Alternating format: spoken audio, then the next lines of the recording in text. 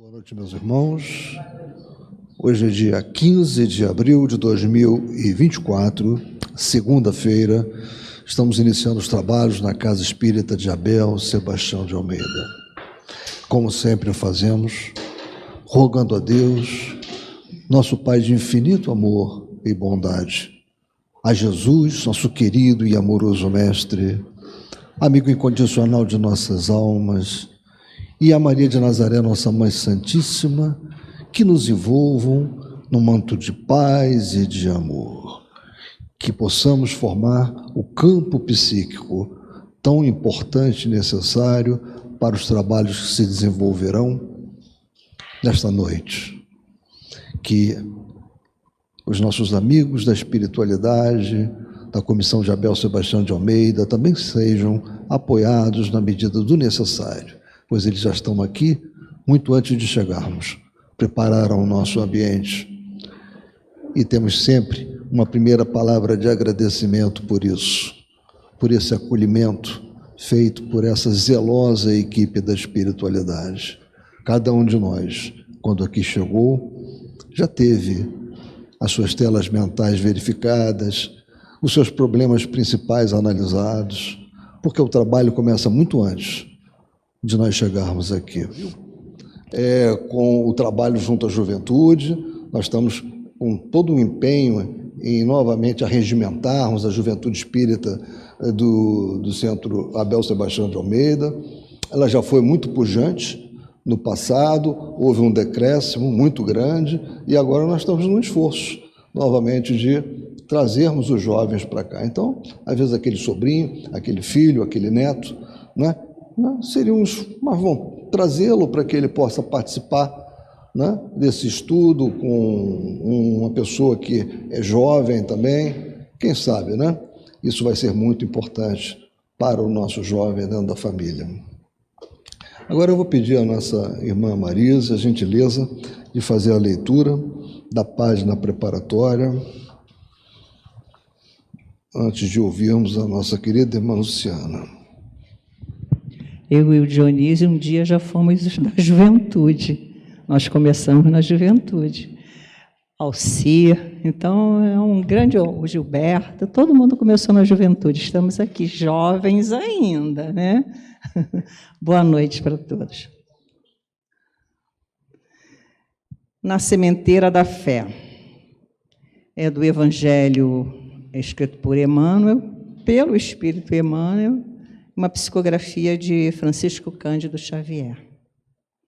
Para que possamos movimentar a fé no plano exterior, é imprescindível venhamos a possuí-la, ainda mesmo na diminuta proporção de uma semente de mostarda, no solo do nosso próprio espírito.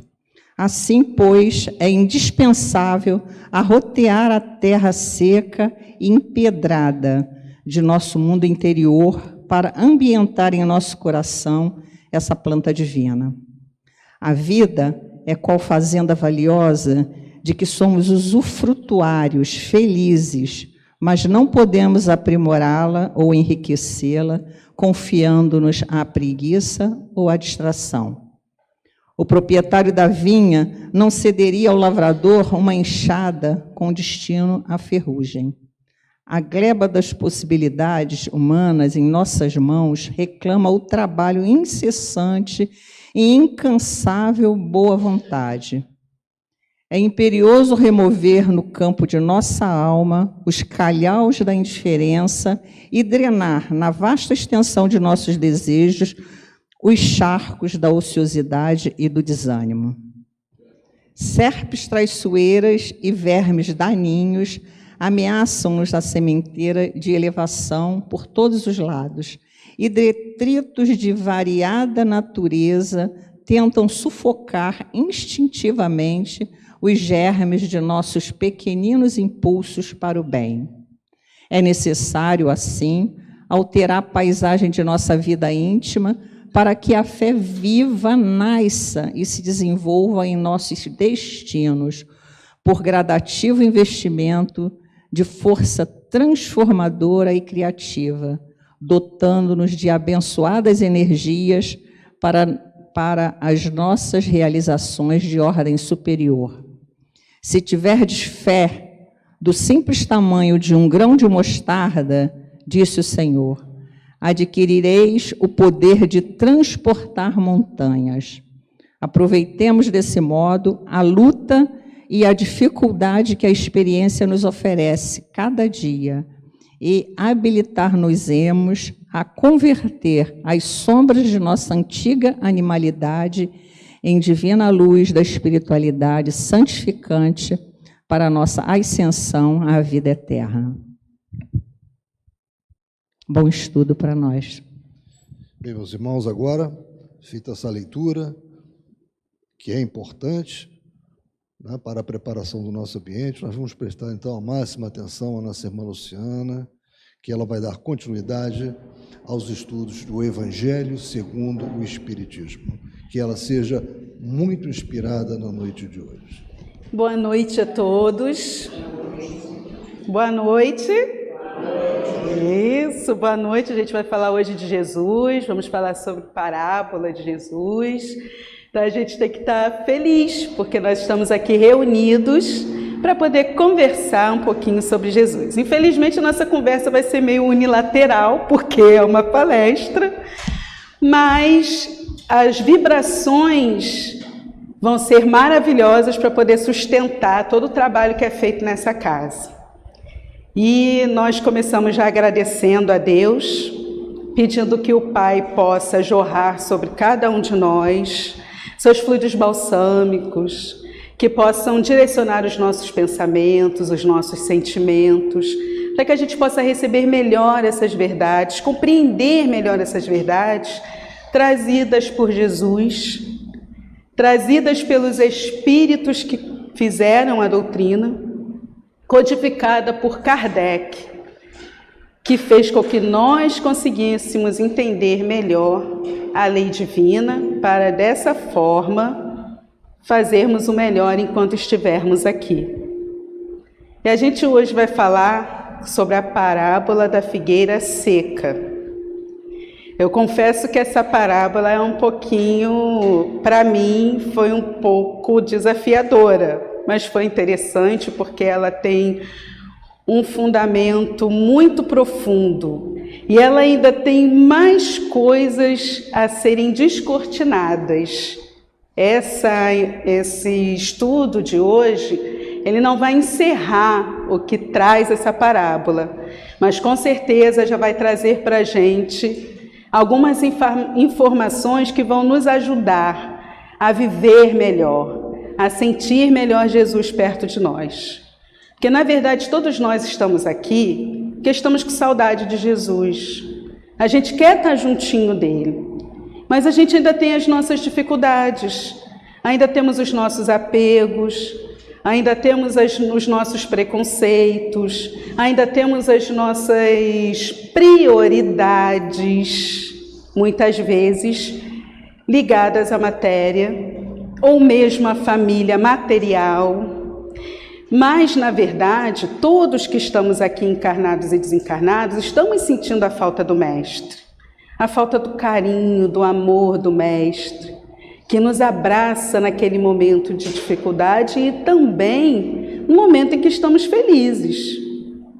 Então, nesse momento, que nós possamos absorver tudo isso, que nós possamos trazer para os nossos corações a lição dessa parábola, que é uma parábola maravilhosa, que Jesus trouxe para a gente como um ensinamento, para que a gente possa, até hoje, estar ainda conversando e sentindo as vibrações, porque foi um fruto muito produtivo, foi um fruto muito saboroso, que a gente até hoje consegue sentir essa vibração de amor de Jesus sobre cada um de nós. Então, nós vamos começar falando que essa parábola, ela é uma parábola um pouco diferente. Nós estamos acostumados a ver as parábolas como aquelas histórias contadas por Jesus e até por outros filósofos ou por outros irmãos que vieram antes de Jesus. Só que a época de Jesus, e um pouquinho antes, no Antigo Testamento, nós tínhamos uma parábola, um tipo de parábola, que era uma parábola encenada. Essa parábola encenada era uma parábola em que vinha o profeta, fazia alguns gestos, e um outro profeta vinha para poder compreender e dizer a todas as pessoas o que significaria aquilo. Por que aquele profeta estava falando sobre aquilo? E nós temos alguns exemplos em Isaías, em Ezequiel, no Antigo Testamento, e temos também no Novo Testamento um exemplo de Paulo, né, que está mais pertinho da gente. Então, nós temos um profeta chamado Ágabo, ou Agabo, a gente não sei como é que fala. Ele chega próximo a Paulo, tira seu cinto, ele prende as suas mãos, prende os seus pés, se joga no chão e começa a se debater durante algum tempo. E após aquela encenação diante de Paulo, ele se levanta, coloca o cinto e Paulo, como é um doutor da lei, consegue compreender que aquilo significava que ele seria preso ao sair de Jerusalém. E realmente acontece. Então, por que a gente está falando sobre isso? Para a gente poder entender a questão da parábola que Jesus secou, vamos dizer assim, né? E a gente vai entrar propriamente agora na parábola, que começa assim.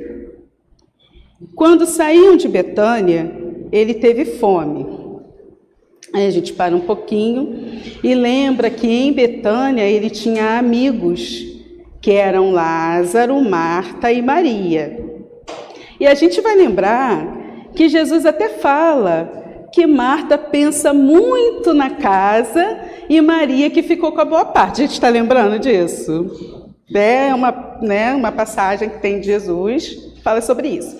Então, a gente já pensa que Jesus, isso são os historiadores, tá, gente? Não é a Luciana, não. Isso está lá nos historiadores, o Haroldo Dutra, mais o Arthur Valadares e mais o Celestino, que eu sempre esqueço o nome dele, Severino Celestino. Esses estudam o Evangelho e passam para a gente essas informações, né? Para a gente poder compreender melhor. E aí, saindo de Betânia, logicamente, ele não estaria desprovido de alimento, ele não estaria com fome. Então, que fome é essa que Jesus está falando? É o primeiro ponto. E aí, vendo de longe uma figueira, ele para ela encaminhou-se, a ver se achava alguma coisa. Outra coisa interessante, que o Evangelho não fala ao ver se achava frutos.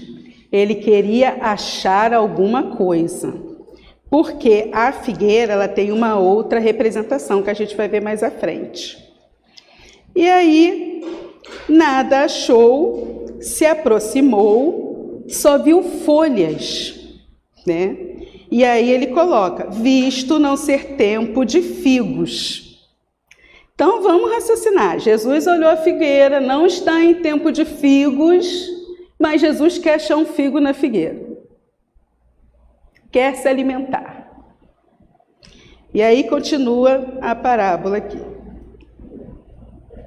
Então disse Jesus à figueira, não vendo nada na figueira, Jesus disse, que ninguém coma de ti fruto algum. O que seus discípulos ouviram, mas não estranharam, não falaram, mas não tem figo, por que Jesus está falando isso com a figueira? Por quê? Não, eles simplesmente silenciaram. Por quê? Porque, na verdade, nesse período, nos conta os historiadores, que não era período de figos, porém, haviam as figueiras que eram temporãs. Então, se uma figueira ela tivesse com folhas e frutos fora da época, obrigatoriamente ela teria que ter frutos. Mas ela não tinha. E Jesus seguiu seu caminho, indo até Jerusalém, para fazer lá a predição do templo. E voltando, ele vem pelo mesmo caminho com os discípulos. E aí Pedro chama a atenção dele e fala: no dia seguinte, ao passarem pela figueira, viram que secara até a raiz. Pedro, lembrando-se do que dissera Jesus, disse: mestre, olha como secou a figueira que tu amaldiçoaste. Então Jesus, tomando a palavra, fala: tendes fé em Deus. Digo-vos em verdade que aquele que disser a esta montanha, tira-te daí e lança-te ao mar, mas sem hesitar, disser a esta montanha, tira-te daí e lança-te ao mar, mas sem hesitar no seu coração, crente, ao contrário, firmemente de que tudo que houver dito acontecerá, verá que com efeito acontece. Aí me deu um nó, gente, vou ser sincera, porque estava falando de figueira, a figueira secou, de repente entrou a fé. Aí eu realmente não consegui compreender. Mas Kardec, que é esse estudioso maravilhoso, vem nos trazer aqui, clarear os nossos pensamentos nesse sentido. E ele fala assim: a figueira que secou é o símbolo dos que apenas aparentam a propensão para o bem, mas que, em realidade, nada de bom produzem. Dos oradores que mais brilho têm do que solidez, cujas palavras trazem superficial verniz, de sorte que agradam aos ouvidos, sem que, entretanto, revelem, quando percrustadas, algo de substancial para os corações. É de perguntar-se que proveito tiraram delas os que escutaram. Isso é bastante sério, né, gente? Isso é uma coisa bem séria. Porque Jesus está falando e está amaldiçoando entre aspas, né? Só para a gente entender que Jesus não amaldiçoou, ele apenas fez aquela parábola de ação, dizendo o que ele quis dizer para a gente: que toda árvore que não frutifica, ela não vai se manter, ela se resseca ela mesma por não ter frutos para o outro e não ter frutos para si mesmo. Então, se eu sou uma árvore linda de folhagens, mas que eu não tenho frutos, eu não me alimento e nem alimento o outro. E isso eu seco até a raiz. E ele fala que ninguém vai comer mais daquele fruto. Por quê? Porque aquela figueira, ela se encerrou, ela acabou. Porém, o princípio permanece. O princípio não terminou. O princípio está lá, pronto para um recomeço. E aí a gente traz para a gente, como espíritos que somos, imortais, tantas informações que nós já temos, o quanto que nós sabemos, o quanto que a doutrina traz para a gente, né? Aqui somos espíritos, estamos conversando entre nós.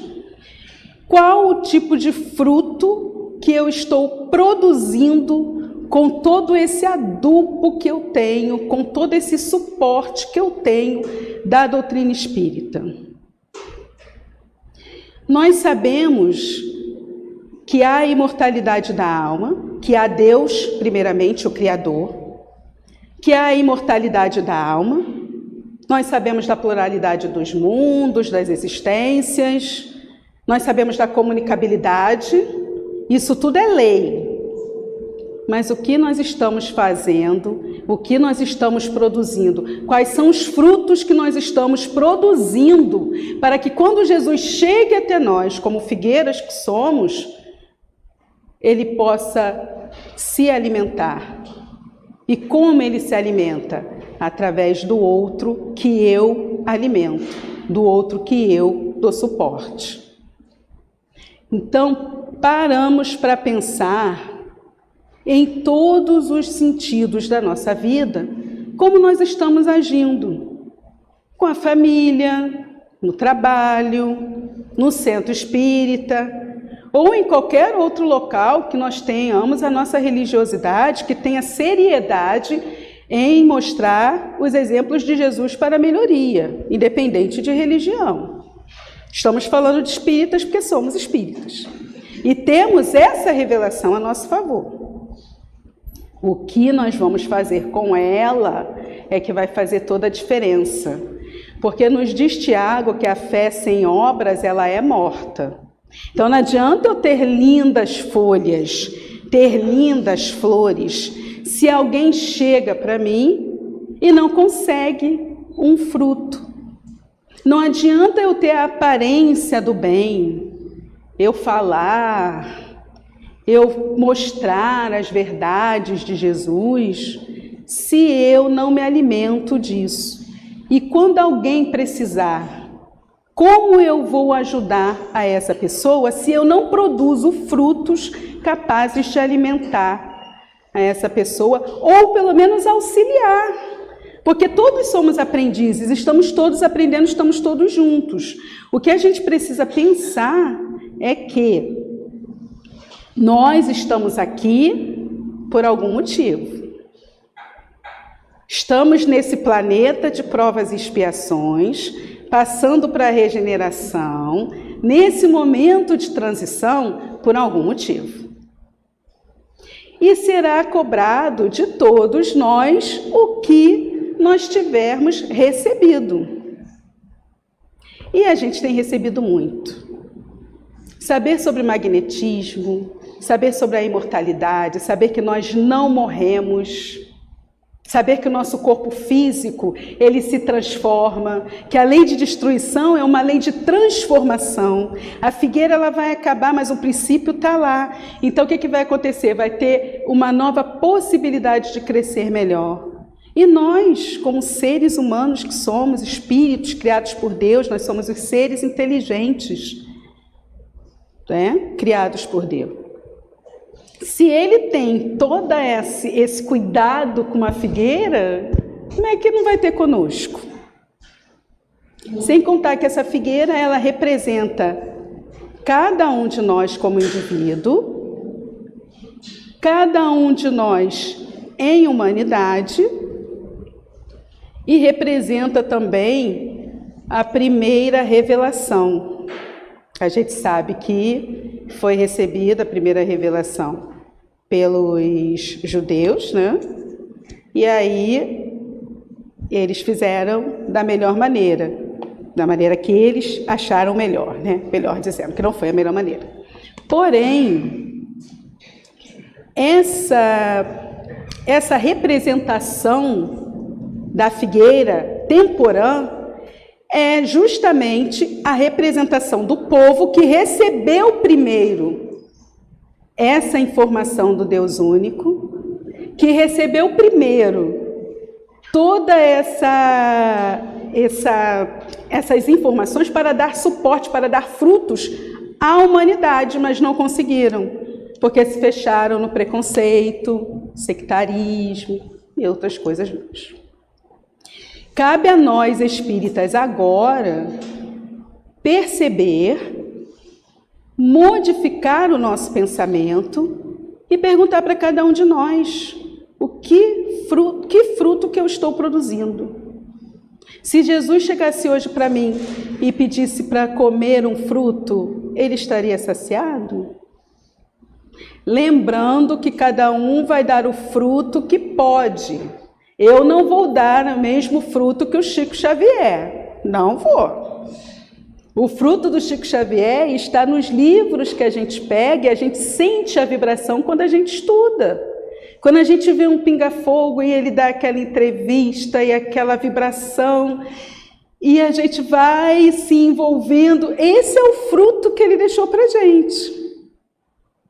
O meu fruto tem que ser o fruto melhor que eu, Luciana, preciso e posso oferecer. Meu fruto melhor é um abraço, que eu posso oferecer os meus abraços, que eu posso oferecer o meu ouvido, que eu possa fazer o melhor pelos outros.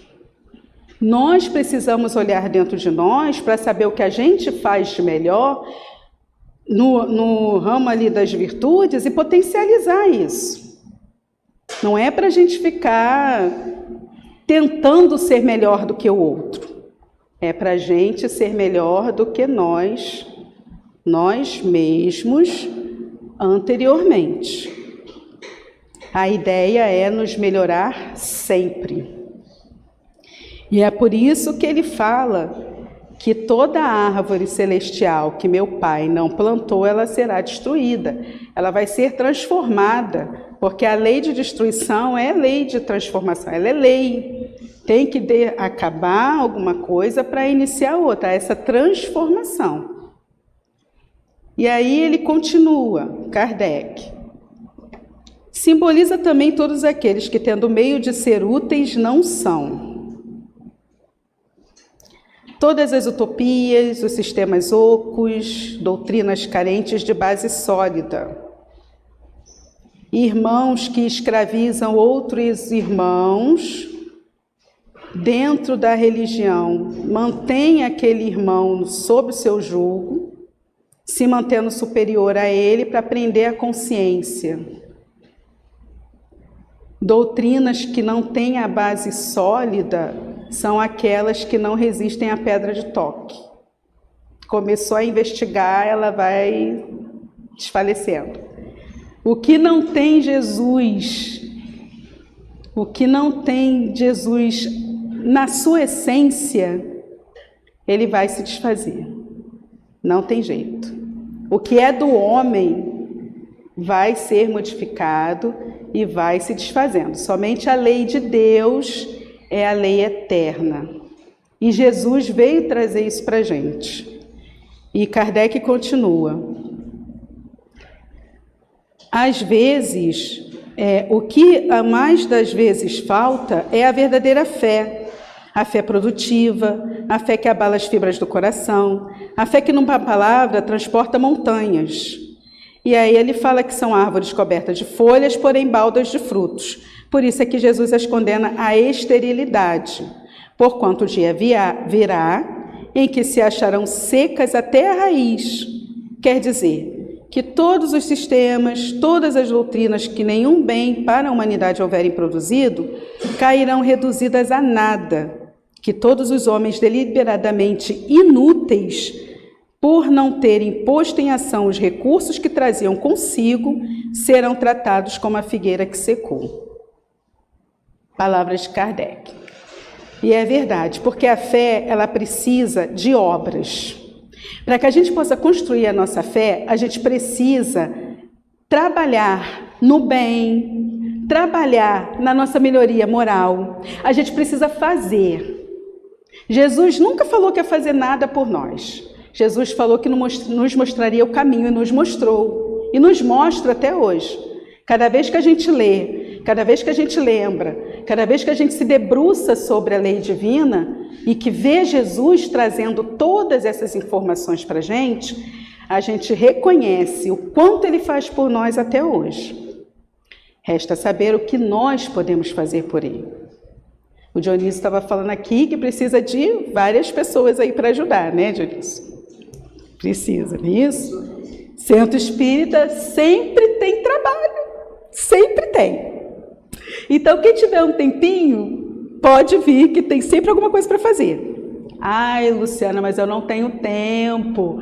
Faça uma boa prece para esta casa, para que esta casa permaneça aberta, para que essa casa permaneça enxugando lágrimas, acolhendo, e a nosso turno, que nós possamos também acolher, secar lágrimas, na medida do possível, porque nós já podemos.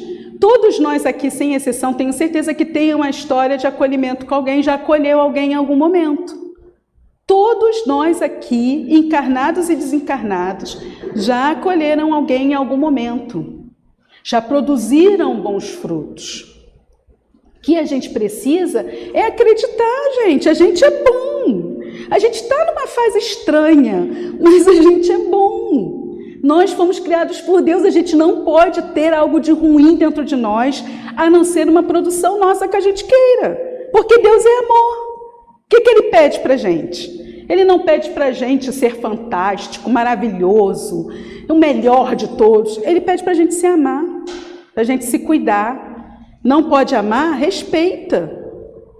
É o que a gente quer, não é? A pessoa não gosta de mim, não me ama, me respeita.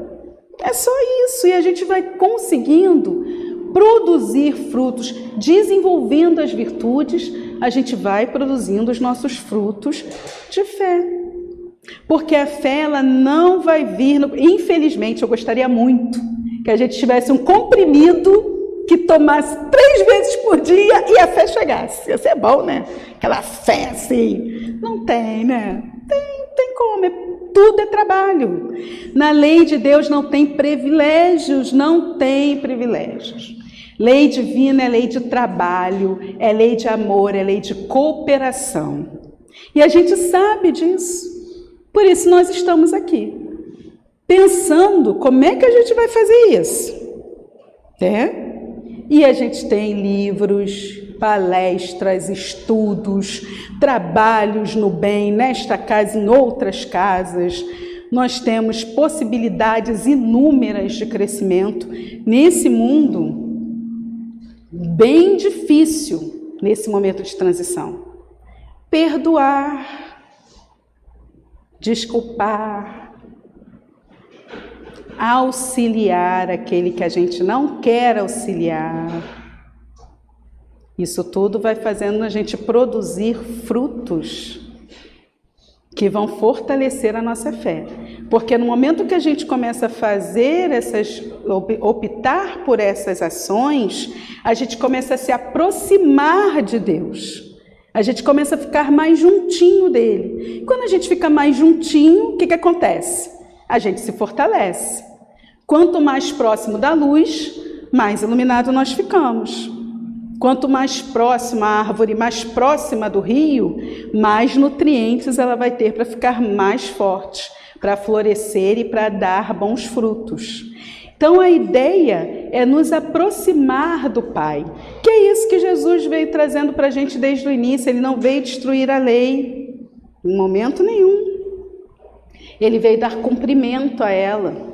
E aí trouxe um monte de informações para a gente, referente à lei divina, as bases que nós temos de estudos, pessoas que vieram, encarnaram para poder nos auxiliar, desde a época de Sócrates, tem vindo pessoas para nos auxiliar em todas as partes do continente, porque todos nós somos filhos de Deus. Aquele que está na pior experiência, na experiência mais dolorida, aquele que está na melhor experiência, que está cada vez com o perispírito mais leve possível. Todos somos filhos do mesmo Pai.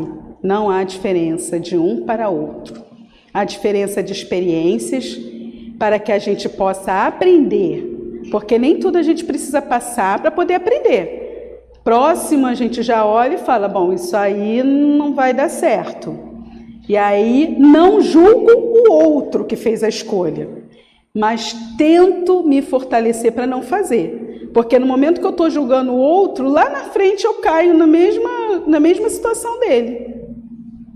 Porque nós somos sujeitos a esse tipo de situação. Nós ainda estamos em período de aprendizado. Nós não somos imperfeitos, porém estamos ainda procurando, construindo a nossa perfeição.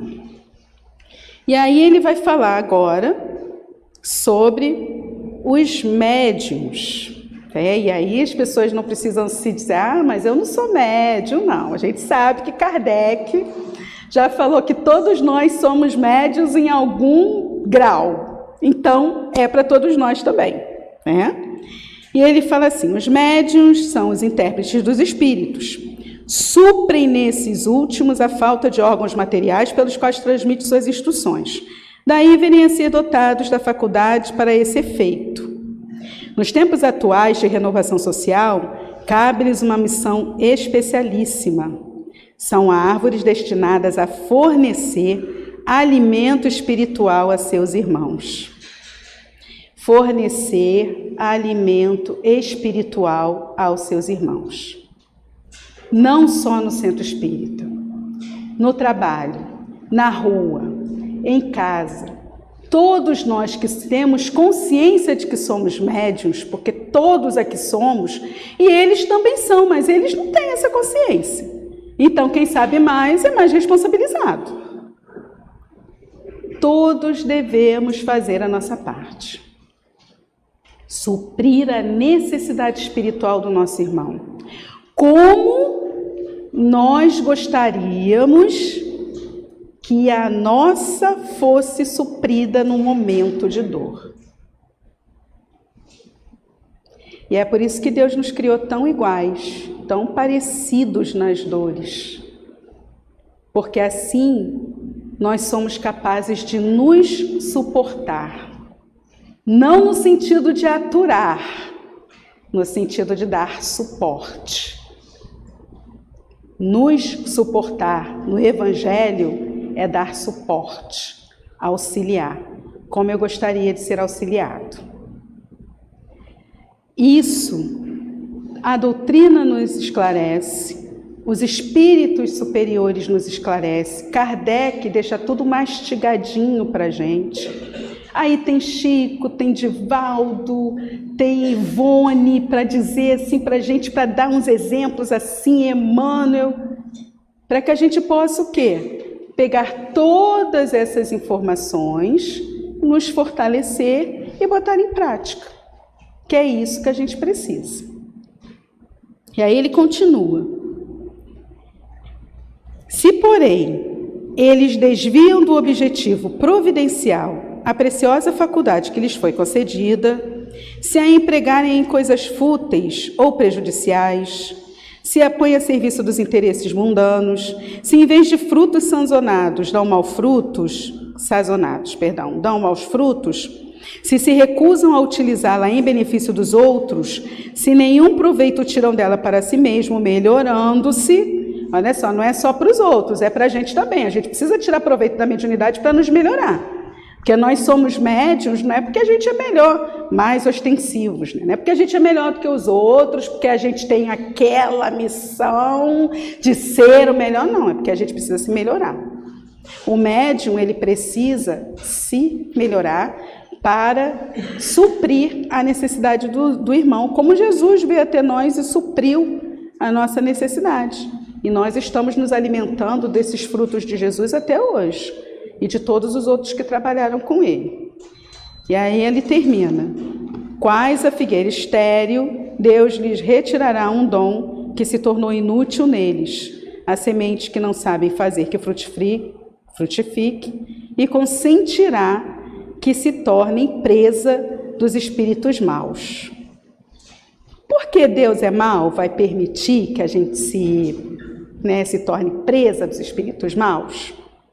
Que ainda estão nessa vibração de ser mal, de gostar do mal. Não. Porque nós deliberadamente nos afastamos. Lembra lá do riozinho? Quando a gente fica perto do rio, a árvore fica mais frondosa, fica mais bonita. Quando está mais longe, vai ficando mais esquálida. Então, não é Deus que dá para a gente esse castigo. Isso não é um castigo de Deus. Isso é uma consequência de uma opção escolhida por nós. E Ele vai aguardar, porque essa opção vai trazer para a gente muita dor, e essa dor vai fazer a gente refletir, e como filho pródigo a gente vai retornar ao Pai. Que é isso que Ele quer. E é por isso que Ele nos ama e sabe aguardar o nosso momento.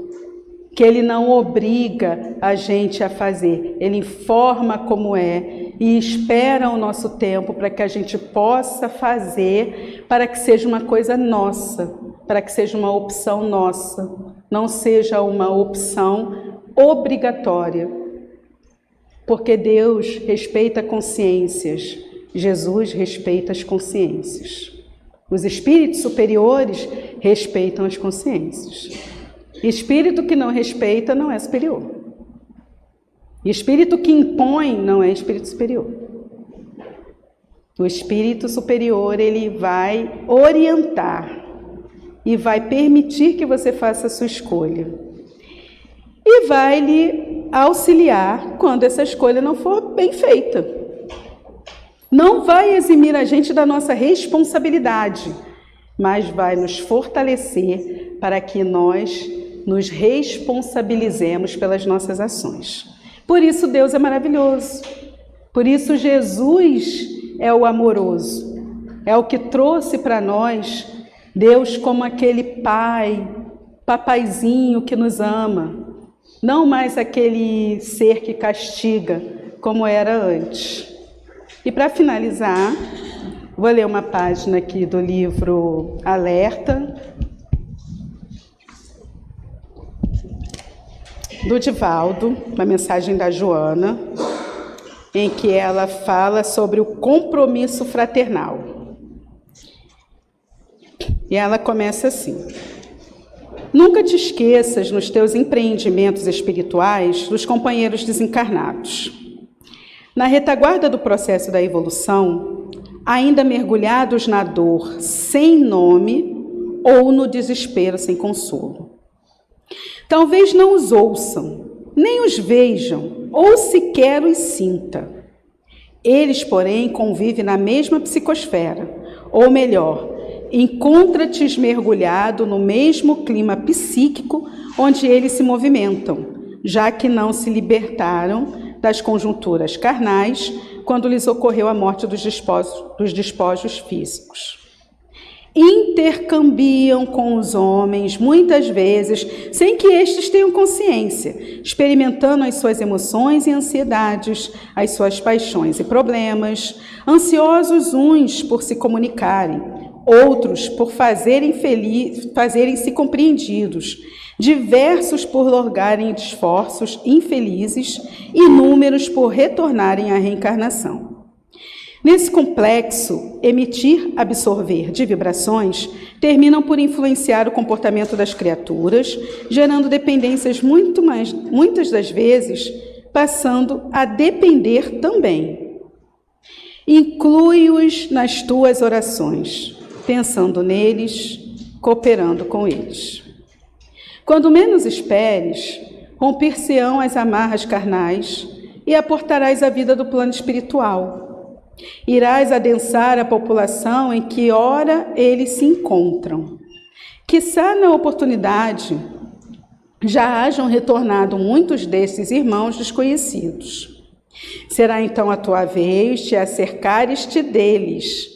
Compreenderás o que agora sentem, o que gostariam de conseguir, pudessem comunicar-se mais ostensivamente contigo. Faze por eles hoje o que gostarás que façam a teu benefício amanhã. Ama-os, envolvendo-os em vibrações de ternura e bondade, e cuida de iluminar-te interiormente pelo estudo e pela ação do bem, evitando futuras aflições desnecessárias. Sempre estarás na vida. Mergulhado na matéria densa ou fora dela, torna-te instrumento de fraternidade para com todos. Perseverando nos bons propósitos, mantendo este compromisso fraternal, mesmo que sobre o alto preço da renúncia e da abnegação. Outro não tem sido, há milênios, o permanente comportamento de Jesus em relação a todos nós. Que Jesus possa envolver os nossos corações, que tenhamos bom ânimo, tá? Não é para ficar com essas carinhas não, gente, é bom ânimo. Nós temos informações para sermos melhores. E é isso que vai fazer com que a gente fique bem, que a gente comece a trabalhar pelo bem. Então, que Jesus possa abençoar todos nós abundantemente. Que Jesus permaneça em nossos corações, que a gente não esqueça que a fé, ela só é construída através do estudo, do trabalho no bem. E que nós somos convidados por Jesus a produzir bons frutos, porque Ele sabe que cada um de nós pode produzir o melhor. Uma boa noite a todos. Obrigada.